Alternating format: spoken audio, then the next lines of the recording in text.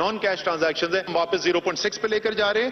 1800 سی سی اور اس سے بڑی گاڑی کے اوپر فیڈرل ایکسائز ڈیوٹی ہے جی وہ 10%، اس کو ہم بڑھا کے 20% کر رہے ہیں. جو امپورٹڈ کھانے کی چیزیں آتی ہیں ٹیکس ان سے ضرور ہم زیادہ لیں گے.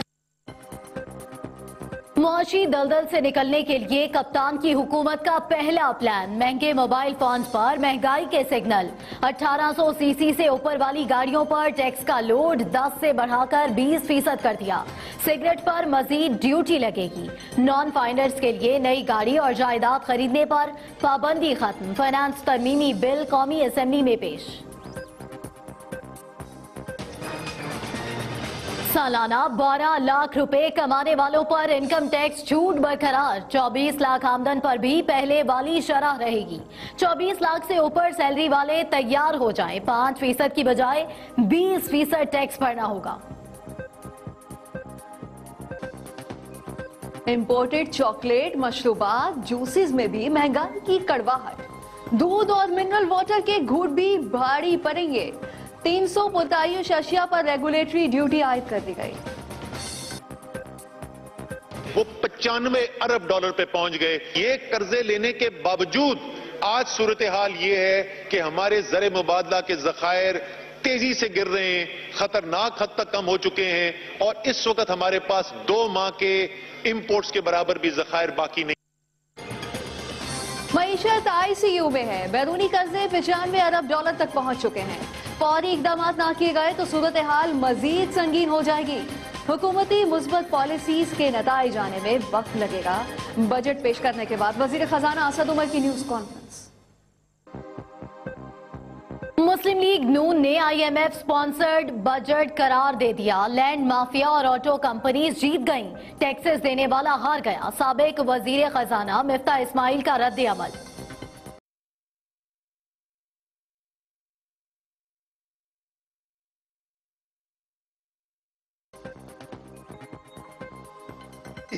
بیچا جائے تو زیادہ پیسے ملیں گے. 4 سال میں یہ نیب کا کیس بن جائے گا اگر بھینسیں سستی بیچ دی. بھینسوں کے بجائے دودھ بیچنے کا مشورہ. اب پتہ چلے گا کہ حکومت ہوتی کیا ہے. وزیر اعلیٰ سندھ مراد علی شاہ کا وفاقی حکومت پر ہلکے پھلکے انداز میں طنز. کہتے ہیں کہ ہم مہنگائی کو ختم کریں گے. اس کے بعد مہنگائی کے یہ حالات ہیں کہ گیس کی قیمتوں میں ڈبل مہنگائی کرتے ہیں. ہم 100 دن کے انتظار میں تھے اور یہ 30 دن میں جو ہے نا یہ معاملہ ہم پہ ہو گیا، تو ہم آگے دیکھتے ہیں کہ 100 دنوں میں کتنا ٹیکس ہم پہ اور بھی لگائیں گے. گیس کا قیمت ایک تو زیادہ کی ہے، یہ کون سا نیا پاکستان ہے. گیس بم پھٹنے پر عوام بھی پھٹ پڑے. نئے پاکستان کا نعرہ لگانے والوں کے دعوے کھوکھلے نکلے. اسد عمر کو ماضی کے اعلانات یاد نہیں رہے. حمزہ شہباز کی بھی کڑی تنقید. ہمارے معزز ممبران جو اپوزیشن پہ تشریف فرما ہے انہیں 2018 کے الیکشن پر اعتراضات تھے اور وہ سمجھتے تھے کہ ان کی شفافیت ان کی نظر میں وہ نہیں تھی جو ہونی چاہیے تھی، کہ ہم شفافیت کے قائل ہیں تو ہم کسی چیز کو ہم پوشیدہ نہیں رکھنا چاہتے. ہم بالکل لوگوں کے سامنے، قوم کے سامنے سب کچھ رکھنے کے لیے تیار.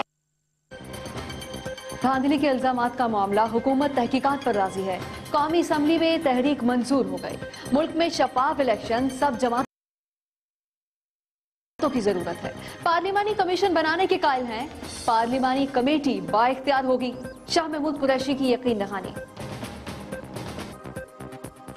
Raise my voice in support of the demand that there should be equal members on both sides, number one. And number two, again, because of the issues of transparency and to ensure that this committee is convened regularly. Opposition نے پارلیمانی committee کی سربراہی مانگ لی. برابری کی بنیاد پر نمائندگی دینے کا بھی مطالبہ. انتخابات کی شفافیت پر سنگین الزامات ہیں. خرم دستگیر کا ایوان میں اظہار خیال. اختر صاحب سے اسپیسیفکلی بات کر رہا ہوں. جو یہاں بچے پیدا ہوئے ہیں، بڑے ہو گئے ہیں، ان کے اپنے بچے ہیں، ان کے لیے آپ نے کیا کرنا ہے؟ آپ کو انٹرنیشنل کنونشنز ہیں کہ آپ ریفیوجیز کو زبردستی بھی بھیج دیں. مہاجرین کو زبردستی واپس نہیں بھیجا جا سکتا. جو بچے پاکستان میں پیدا ہوتے ہیں شہریت ان کا حق ہے. اعلان صرف کراچی سے متعلق تھا. وزیر اعظم عمران خان کی وضاحت. ارکان پارلیمنٹ سے تجاویز بھی مانگ لی. کرنا بھی بڑا آسان اقدام ہے. لوگوں کی پارٹیسپیشن ہوگی. سب سے بڑھ کے جو ہے کہ جب بڑے لوگ بات کریں گے پانی کی سکیرسٹی کے متعلق تو قوم کو، عوام کو، عام آدمی کو اس چیز کا احساس ہو. قومی اسمبلی میں نئے ڈیمز کی قرارداد منظور. خواجہ آصف نے چندہ جمع کرنا احسن اقدام قرار دے دیا. معاملے کو سیاست کی نظر نہ ہونے دیا جائے. خواجہ آصف کا ایوان میں اظہار خیال.